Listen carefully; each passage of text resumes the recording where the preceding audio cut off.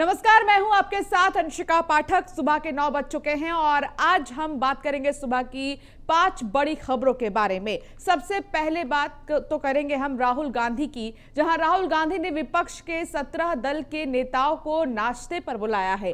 तो वहीं मॉनसून सत्र के बीच दूसरी बार बीजेपी संसदीय दल की बैठक होनी है, जबकि सीएम योगी का आज श्रावस्ती और बलरामपुर दौरा है, जहां विकास कार्यों का जायजा लेंगे। तो वहीं पिछड़ा वर्ग आयोग के उपाध्यक्ष ने अधिकारियों को धमकाया है। आखिरी और 5वीं खबर की बात करें तो अरविंद राज त्रिपाठी को भाजयुमो का प्रदेश मंत्री बनाया गया है, जो कि काकादेव थाने का हिस्ट्री शीटर है। तो ये 5 बड़ी खबरें सुबह की आपको हम दिखा रहे हैं। 9 बज चुके हैं। 9 बजे के इस खास बुलेटिन में आपको 5 बड़ी खबरों को विस्तार से बताएंगे, दिखाएंगे।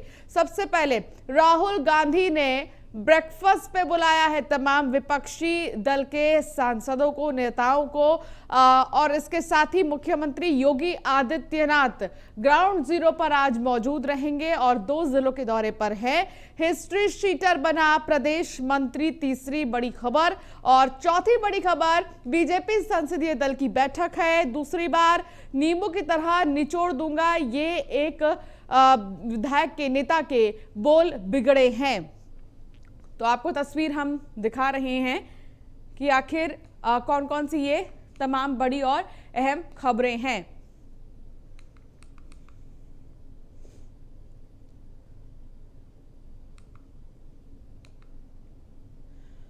और इस बीच बड़ी खबर आपको बता दें, टोक्यो ओलंपिक में हॉकी के सेमीफाइनल में भारत की हार। सेमीफाइनल मैच में बेल्जियम ने भारत को हरा दिया है। बेल्जियम ने भारत को 5-2 से हराया है। अब कांस्य पदक के लिए खेलेगी टीम इंडिया। तो सेमीफाइनल में क्योंकि हार का सामना करना पड़ा है हॉकी टीम को, लेकिन अब कांस्य पदक के लिए खेलेगी टीम इंडिया, जिसके लिए भारी जोश अब खिलाड़ियों में है और उन तमाम कमियों को दूर करने की कोशिश करेंगे ये खिलाड़ी। सेमीफाइनल मैच में बेल्जियम ने हरा दिया है भारत को। बेल्जियम ने भारत को 5-2 से हराया है और अब कांस्य पदक के लिए खेलेगी टीम इंडिया। तो टोक्यो ओलंपिक से जुड़ी ये खबर, जहां पुरुष हॉकी के सेमीफाइनल में भारत की हार हुई है। सेमीफाइनल मैच में बेल्जियम ने भारत को हरा दिया है, 5-2 से हराया है। चुनौती बहुत ही ज्यादा थी इस खेल में, क्योंकि बेल्जियम में भी ऐसे खिलाड़ी हैं और ऐसे ट्रिक्स हैं जो कहीं ना कहीं नहीं पकड़ पाए हैं। हालांकि अब इस कमी को दूर करने की कोशिश आगे रहेगी। तो वहीं पीएम मोदी ने ट्वीट किया है और उन्होंने अपने ट्वीट में लिखा है, हार और जीत जीवन का एक हिस्सा है। टीम ने अपना श्रेष्ठ प्रदर्शन किया। देश को अपने खिलाड़ियों पर गर्व है। अगले मैच के लिए टीम को शुभकामनाएं। तो ये पीएम मोदी ने ट्वीट किया है और ट्वीट कर हौसला बढ़ाने की कोशिश की है तमाम खिलाड़ियों की। खबर लखनऊ से है, जहां ओपी राजभर और स्वतंत्र देव की मुलाकात हुई है। बीजेपी प्रदेश अध्यक्ष स्वतंत्र देव से मिले ओम प्रकाश राजभर। बीजेपी प्रदेश अध्यक्ष के आवास पर हुई ये मुलाकात। विधानसभा चुनाव से पहले राजभर और स्वतंत्र देव में अहम मुलाकात हुई है। कल बीजेपी प्रदेश उपाध्यक्ष जयशंकर सिंह से भी मिले थे। प्रदेश अध्यक्ष और प्रदेश उपाध्यक्ष से मुलाकात के बड़े मायने निकाले जा रहे हैं। ओम प्रकाश राजभर ने मुलाकात को औपचारिक बताया। प्रदेश उपाध्यक्ष जयशंकर सिंह ने पारिवारिक रिश्ते बताए। तो दोनों के ही अलग अलग बयान सामने आए हैं और सवाल ये है कि आखिर इस मुलाकात के असल मायने क्या कुछ है। तो प्रदेश उपाध्यक्ष जयशंकर सिंह ने इसको पारिवारिक रिश्ते बताए हैं, तो उन्होंने कहा कि औपचारिक मुलाकात है ये। तो ओपी राजभर और स्वतंत्र देव की मुलाकात हुई है। बीजेपी प्रदेश अध्यक्ष स्वतंत्र देव सिंह से ओम प्रकाश राजभर मिले हैं। एसके वाजपेयी हमारे संवाददाता हमारे साथ जुड़ गए हैं। एसके वाजपेयी, ओम प्रकाश राजभर और स्वतंत्र देव सिंह दोनों का ही अलग अलग बयान सामने आया है, लेकिन असली मायने क्या कुछ है इस मुलाकात के, कैसे समझे इस चीज को? बिल्कुल, अगर हम देखें जिस तरीके से ओम प्रकाश राजभर पहले भारतीय जनता पार्टी के साथ मिलकर 2017 में चुनाव लड़े थे, उसके बाद उत्तर प्रदेश सरकार में मंत्री भी बने थे, लेकिन कहीं न कहीं बाद में दोनों पार्टियों के बीच में तल्खी बढ़ी और ओम प्रकाश राजभर को यूपी मंत्रिमंडल से बाहर का रास्ता दिखाया गया था, जिसके बाद ओम प्रकाश राजभर लगातार भारतीय जनता पार्टी को टारगेट किए हुए हैं। लगातार बीजेपी पर हमले बोल रहे हैं। हर छोटे बड़े मुद्दे को लेकर कहीं ना कहीं ओम प्रकाश राजभर अपनी बात मीडिया के माध्यम से, सोशल मीडिया के माध्यम से रखते रहे और एक मोर्चा भी उन्होंने बनाया है जिसमें असदुद्दीन ओवैसी, उसके अलावा प्रसपा अध्यक्ष शिवपाल यादव समेत कई जो छोटे दल हैं उनको शामिल करने की वो बात कह रहे हैं और कह रहे हैं कि वो इस मोर्चे के जरिए भारतीय जनता पार्टी के साथ लड़ेंगे और कहीं ना कहीं 2022 के इलेक्शन में बेहतर परफॉर्मेंस देंगे। हालांकि इन सब चीजों के बीच में ओम प्रकाश राजभर ने कल बीजेपी के प्रदेश उपाध्यक्ष दयाशंकर सिंह से भी मुलाकात की थी और आज सुबेरे उन्होंने बीजेपी के प्रदेश अध्यक्ष स्वतंत्र देव सिंह से मुलाकात की। हालांकि जब पूरे मामले पर मैंने उनसे बात करने की कोशिश की तो उनका कहना था कि ये एक औपचारिक मुलाकात थी, मैं किसी अन्य कारण से उनके पास मिलने गया था। हालांकि जब दयाशंकर सिंह से मिलने की बात उनसे पूछी तो उनका कहना था कि हमारे उनसे पारिवारिक रिश्ते हैं, जिस वजह से मैंने उनसे मुलाकात की है, इसके राजनीतिक मायने नहीं है। लेकिन ये निश्चित है कि जब ओम प्रकाश राजभर बीजेपी के प्रदेश अध्यक्ष और बीजेपी के प्रदेश उपाध्यक्ष से मिलते हैं तो कहीं ना कहीं सीधे तौर पर सवाल उसमें लाजमी है कि जिस पार्टी को लेकर लगातार वो हमलावर थे, लगातार हमले बोल रहे थे, कहीं ना कहीं अब उस पार्टी के प्रति उनका रुख जरूर नरम होता हुआ दिख रहा है। और बीजेपी भी जानती है कि अगर ओम प्रकाश राजभर उसकी पार्टी में आते हैं तो ऐसी स्थिति में कहीं ना कहीं जो राजभर वोट हैं और जो उससे जुड़े हुए जो बड़े पैमाने पर वोट हैं, खासतौर पर पूर्वांचल में कहीं ना कहीं उनका फायदा यूपी बीजेपी को मिलेगा। तो निश्चित है कि दोनों पार्टियों की तरफ से नरमी जरूर है। अब इसके क्या मायने 2022 को लेकर निकाले जाएंगे ये तो आने वाला समय बताएगा। लेकिन ये जरूर है कि ओम प्रकाश राजभर की मुलाकात के बाद कहीं ना कहीं राजनीतिक जो दल है उनमें जरूर हलचल शुरू हो गई है, क्योंकि ओम प्रकाश राजभर कहीं ना कहीं अखिलेश यादव के संपर्क में भी थे और उनकी मुलाकात अगर बीजेपी प्रदेश उपाध्यक्ष से होती है तो निश्चित है कि विपक्षी पार्टियों के लिए जरूर थोड़ा परेशानी होगी। कि विपक्षियों के लिए तो परेशानी होगी ही, लेकिन जो सत्ता पक्ष है उनके लिए भी एक चुनौती होगी ना इसके वाजपेयी, क्योंकि अगर वो एक साथ लड़ने के लिए सोचेंगे भी तो उस तरीके का पद डिमांड करेंगे, उस तरीके का प्रायोरिटी डिमांड करेंगे, तो एक चुनौती यहाँ पर भी खड़ी हो सकती है। हाँ बिल्कुल, निश्चित तौर पर राजनीतिक जो संबंध है कहीं ना कहीं उसमें चुनौती जरूर होगी, क्योंकि ओम प्रकाश राजभर पहले भी भारतीय जनता पार्टी के साथ 2017 में चुनाव लड़ चुके हैं। हालांकि बीच के करीब 2.5 साल वो पार्टी से बाहर रहे और उसके बाद लगातार बीजेपी पर हमले बोलते रहे। अब चूंकि 2022 का चुनाव आ रहा है, वक्त बचा नहीं है, 6 महीने से भी कम का वक्त है, तो ऐसी स्थिति में अगर वो बीजेपी के साथ आते हैं तो निश्चित है उनकी मांगे होंगी और बहुत सारी ऐसी चीजें वो चाहते होंगे जो कि उनको मिल जाए। अब देखना ये होगा कि इन सारी चीजों को लेकर बीजेपी किस तरीके से सामंजस्य बैठाती है। बिल्कुल आप ठीक कह रहे हैं कि देखना होगा ये कि बीजेपी कैसे सामंजस्य बैठाती है। बहुत शुक्रिया SK वाजपेयी हमारे साथ जुड़ने के लिए, तमाम जानकारी साझा करने के लिए। तो प्रदेश अध्यक्ष और प्रदेश उपाध्यक्ष से मुलाकात के बड़े मायने भी निकाले जा रहे हैं। तो राहुल गांधी ने विपक्ष के नेताओं को नाश्ते पर बुलाया है। 17 दल के नेताओं को राहुल ने ब्रेकफास्ट का न्योता दिया है। कॉन्स्टिट्यूशन क्लब में सुबह 9:30 बजे ब्रेकफास्ट प्रोग्राम है। विपक्ष को एकजुट करने की कोशिश में राहुल गांधी जुटे हैं और एक तरह से एक स्ट्रेटेजी है। एक इलेक्शंस हैं, नजदीक हैं और उनको देखते हुए विपक्षी को एकजुट करने की कोशिश में राहुल गांधी हैं और एक ब्रेकफास्ट पर उन्होंने बुलाया है। लगभग 9:30 बजे का वक्त बताया जा रहा है जब चाय नाश्ते पर तमाम नेता विपक्षी दल के बैठेंगे और यहां रणनीति तैयार की जाएगी। कॉन्स्टिट्यूशन क्लब में सुबह 9:30 बजे ये ब्रेकफास्ट प्रोग्राम है। विपक्ष को एकजुट करने की कोशिश है और राहुल गांधी पुरजोर कोशिश में लगे हैं इस चीज के। राहुल गांधी ने विपक्ष के नेताओं को नाश्ते पर बुलाया है।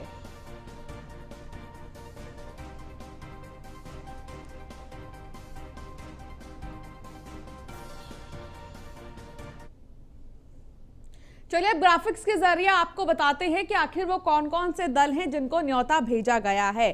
तो TMC, NCP, RJD, SP, CPIM, CPI, NC, आम आदमी पार्टी, माफ कीजिएगा आईयूएमएल, आरपीसी, केसी और वीसीके। तो ये वो तमाम राजनीतिक दल हैं, तमाम पॉलिटिकल पार्टीज हैं जिनको न्योता भेजा है राहुल गांधी ने सुबह 9:30 बजे चाय नाश्ता के लिए। और यहाँ पर जो है प्लानिंग प्लॉटिंग होगी, एक तरह से हम ये कह सकते हैं कि ये सियासी ब्रेकफास्ट है। इस ब्रेकफास्ट पर तमाम जो 17 विपक्षी दल के नेता हैं उन्हें बुलाया गया है। ब्रजेश श्रीवास्तव हमारे एसोसिएट एडिटर हमारे साथ जुड़ गए हैं।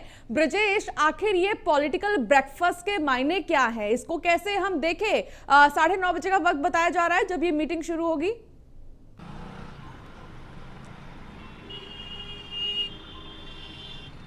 देखिए, सबसे बड़ी बात यह है कि ये बेहद अहम है। संसद चल नहीं रही है, विपक्ष लगातार सरकार पर आरोप लगा रहा है कि सरकार चाहती ही नहीं है कि पेगासस जासूसी कांड पर चर्चा हो, किसानों के महत्वपूर्ण मुद्दे को लेकर के चर्चा हो, और यही वजह है कि जो है हमारे सवालों का जवाब नहीं दे रहा, हमें सवाल नहीं उठाने दे रहे। हाँ। तो यही वजह है कि लगातार तीसरा सप्ताह है कि मानसून सत्र हंगामे की भेंट चढ़ रहा है। अब विपक्ष ने एक दूसरी स्ट्रेटजी तैयार की है। विपक्ष अब जो है ब्रेकफास्ट पॉलिटिक्स के जरिए जो है सरकार को घेरने की कोशिश में है। सबसे बड़ी बात यह है, इस पूरे ब्रेकफास्ट पॉलिटिक्स के दो महत्वपूर्ण मायने निकल के आते हैं। एक तो ये कि राहुल गांधी के बुलावे पर 17 राजनीतिक दल एक साथ ब्रेकफास्ट की टेबल पर बैठ रहे हैं। हाँ। दूसरी बात यह है कि संसद में जब चल नहीं पा रही, संसद के बाहर सभी राजनीतिक दल सरकार को घेरने के लिए योजना तैयार करेंगे। तो सबसे बड़ी बात यह कि क्या राहुल गांधी का नेतृत्व तमाम विपक्षी पार्टियां स्वीकार कर रही हैं, एक चीज, क्योंकि कल भी संसद भवन में एक प्रेस किया गया था जिसमें राहुल गांधी ने उसका नेतृत्व किया था, बाकी सारी विपक्षी पार्टियां एक साथ नजर आई थी। तो अब सरकार बीजेपी के खिलाफ सभी विपक्षी पार्टियां लामबंद हो रही हैं। इससे पहले ममता बनर्जी ने भी सोनिया गांधी से मुलाकात की थी, चाय पर जो है घर पर गई थी जब राहुल गांधी भी मौजूद थे। अब राहुल गांधी ने चाय पार्टी बुलाई है। 17 राजनीतिक दल के लोग इसमें शामिल होंगे। बहुत सारे महत्वपूर्ण मुद्दों को लेकर बात होगी। सरकार को किस तरीके से घेरना है, कैसे आगे की स्ट्रेटजी पर काम करना है, इसको लेकर के बात होगी। तो अब देखने वाली बात होगी कौन कौन राजनीतिक दल इसमें आता है। ब्रजेश, एक सवाल जो और मेरे मन में है वो ये कि जो 17 राजनीतिक पार्टियां हैं, इनकी अपनी अपनी सोच है, अलग अलग विचारधारा के हैं ये सारे। क्या एक टेबल पर ये अलग अलग विचारधारा एक हो पाएंगे?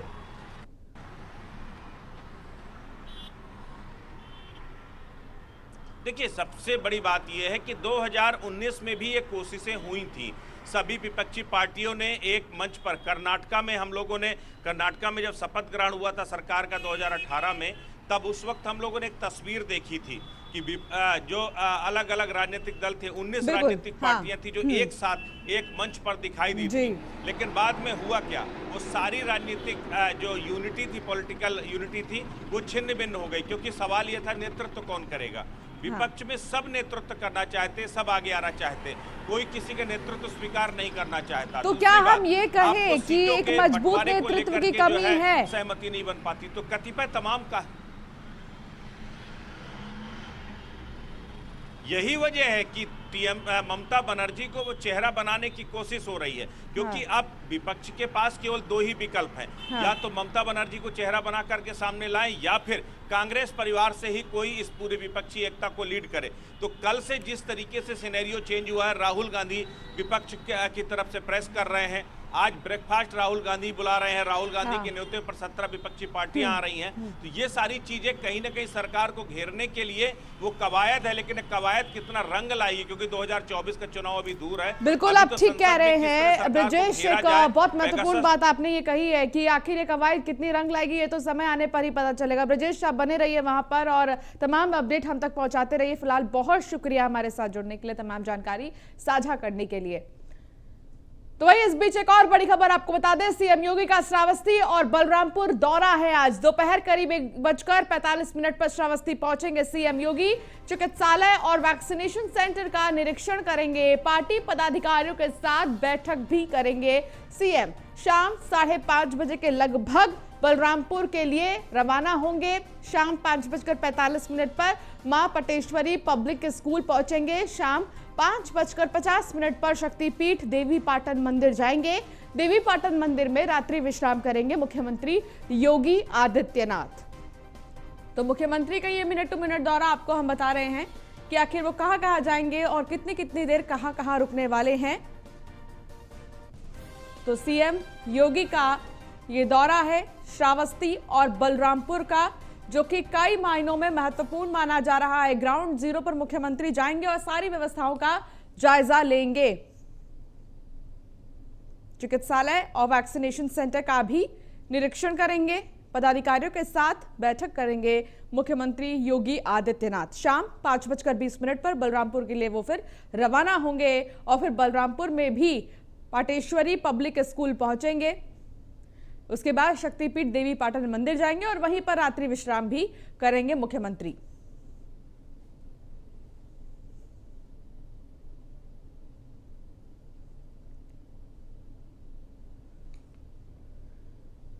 राजेश पाठक हमारे संवाददाता हमारे साथ जुड़ गए हैं। राजेश, क्या जानकारी मिल रही है? श्रावस्ती कब तक पहुंचेंगे मुख्यमंत्री योगी आदित्यनाथ और कहां-कहां जाएंगे, किन-किन चीजों का जायजा लेंगे? जी, मुख्यमंत्री जी यहाँ पे 1 बजे के आसपास पहुंचेंगे और उसके बाद में फिर तुरंत निकल करके हॉस्पिटल का औचक निरीक्षण करेंगे, जिसको अभी तक चकाचक कर दिया गया है। रंग रोगन लगा करके जितनी भी कमियां उसको छिपाई जाने की कोशिश तो पूरी की जा रही है। फिर वहां से निकलने के बाद अधिकारियों के साथ बैठक और लगभग आधा घंटा उन्होंने रिजर्व रखा हुआ है अपने लिए, जिसका कोई शेड्यूल नहीं है, और फिर पदाधिकारियों के साथ बैठक करेंगे। चलिए ठीक है राजेश, बहुत शुक्रिया इस तमाम जानकारी के लिए। तो सीएम का मिनट टू मिनट कार्यक्रम क्या कुछ है ये भी हम आपको दिखा रहे हैं। करीब 1:45 पर श्रावस्ती पहुंचेंगे सीएम। दोपहर 1 बजकर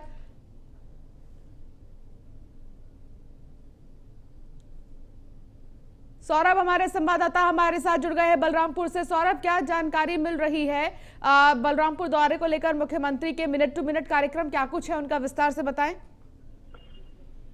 जी, जैसा सीएम योगी का बलरामपुर 2 दिवसीय दौरा है, आज वो शाम को 5:25 पर देईपाटन में जो उनका पाटेश्वरी पब्लिक स्कूल है वहां के हेलीपैड पर वो पहुंचेंगे। उसके बाद वो देईपाटन मंदिर पर ही रात्रि विश्राम करेंगे। आदिशक्ति मां पाटेश्वरी विद्यालय में नवनिर्मित थारू छात्रावास का निरीक्षण भी कर सकते हैं जी, जिसका जिलाधिकारी श्रुति तथा पुलिस अधीक्षक हेमंत कुटियाल ने हेलीपैड का निरीक्षण भी किया है अभी। और अगर जैसे बात बताई जा रही है कि वो अपनी जनप्रतिनिधियों के साथ बैठक भी कर सकते हैं। ठीक है, बहुत शुक्रिया इस तमाम जानकारी के लिए सौरभ। तो दोपहर करीब 1:45 पर श्रावस्ती पहुंचेंगे सीएम। दोपहर 1:55 पर संयुक्त जिला चिकित्सालय पहुंचेंगे। 2:10 पर चिकित्सालय वैक्सीनेशन सेंटर का निरीक्षण करेंगे। 2:15 पर कलेक्ट्रेट सभागार पहुंचेंगे सीएम योगी और 2:45 पर जनप्रतिनिधियों से और पार्टी पदाधिकारियों के साथ बैठक करेंगे। ये बैठक दोपहर 2:45 से शाम 4 बजे तक चलेगी। 5 बजे तक देवीपाटन मंडल के विकास कार्यों का जायजा लेंगे। कानून व्यवस्था और कोविड प्रबंधन की समीक्षा बैठक करेंगे। 5:15 पर मुख्यमंत्री का मीडिया ब्रीफिंग का कार्यक्रम।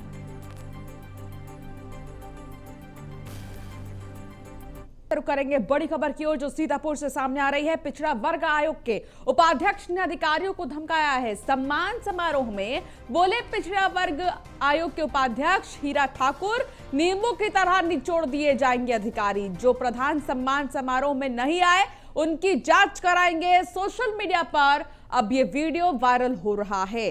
तो सीतापुर में बोल बिगड़े हैं उपाध्यक्ष के और उन्होंने कहा है कि नींबू की तरह निचोड़ दिए जाएंगे अधिकारियों को जो इस समारोह में नहीं आए हैं। क्या कुछ कहना था उपाध्यक्ष का, आपको सुनाते हैं। तो हमारा काम नहीं होगा।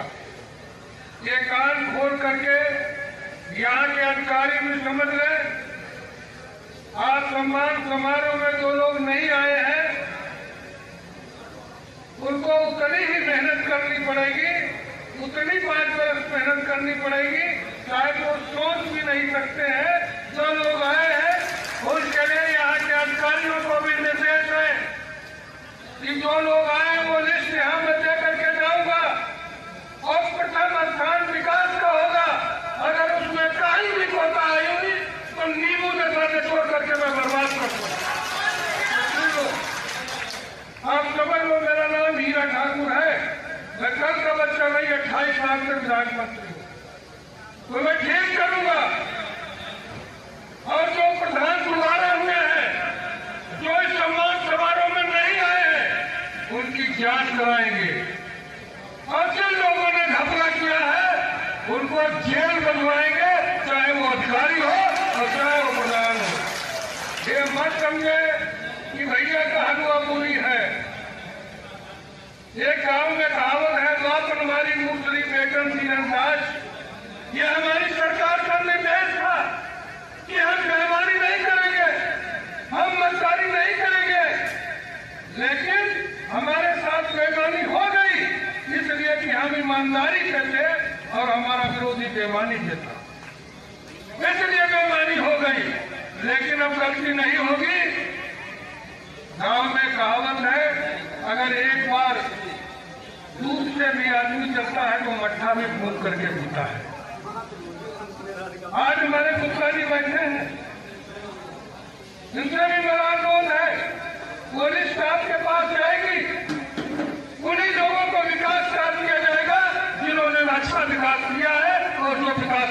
चाहते हैं जो सम्मान चाहते हैं, सम्मान समारोह है। और ज्यादा न कहकर के हम अपने पदाधिकारियों से भी एक अनुरोध करना चाहते हैं। तो सुना आपने क्या कुछ कहना था पिछड़ा वर्ग आयोग के उपाध्यक्ष का, जिनके बोल बिगड़े थे। अब रुक करेंगे एक और बड़ी खबर की ओर, जहां हिस्ट्री शीटर बना भाजयुमो का प्रदेश मंत्री। अरविंद राज त्रिपाठी बना भाजयुमो का प्रदेश मंत्री। काकादेव थाने का हिस्ट्री शीटर है अरविंद राज त्रिपाठी। तो अरविंद राज त्रिपाठी बना भाजयुमो का प्रदेश मंत्री, जो कि एक हिस्ट्री शीटर है, काकादेव थाने का हिस्ट्री शीटर है। तो एक हिस्ट्री शीटर प्रदेश मंत्री बना है, अरविंद राज त्रिपाठी नाम है। अरविंद राज त्रिपाठी बना भाजयुमो का प्रदेश मंत्री।